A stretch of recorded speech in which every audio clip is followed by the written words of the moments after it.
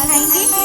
मैं बार बार ताली बजाने नहीं बोलूंगी, लेकिन ये शुरुआत है और मैं चाहती हूँ कि आप लोग आ चुके हैं, हम लोग आ चुके हैं, माता रानी भी आ जाए तो कितनी शोभा बढ़ जाएगी, है ना।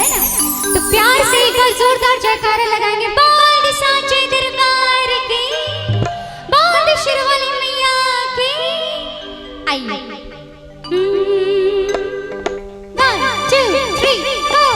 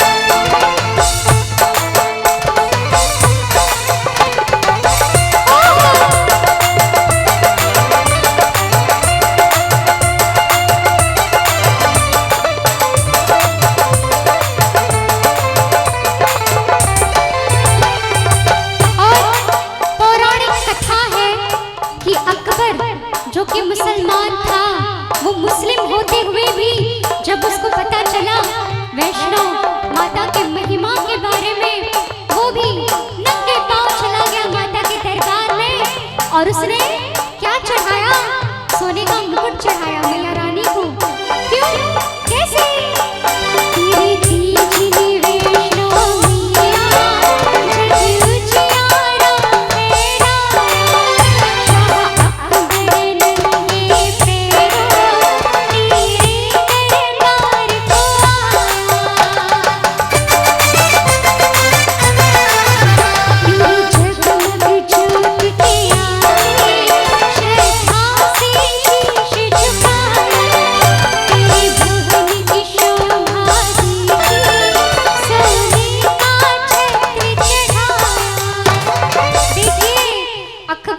मुसलमान होते हुए भी मैया की महिमा जानकर सोने का छत्र चढ़ाया। कैसे? और बड़ा सुख पाया, माता रानी के भगत में मन लेके आया, माता रानी के भगत में मन लेके आया, माता रानी के भगत में। दोनों हाथ उठा के, दोनों हाथ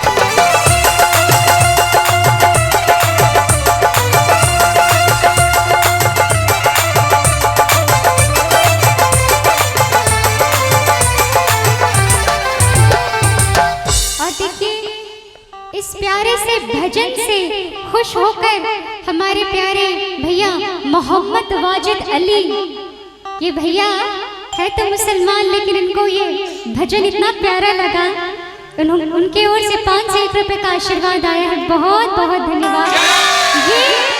ये एक चीज है, ये बहुत बड़ी चीज है कि भक्ति जात या धर्म नहीं देखती है ना, और ये बहुत गर्व की बात है।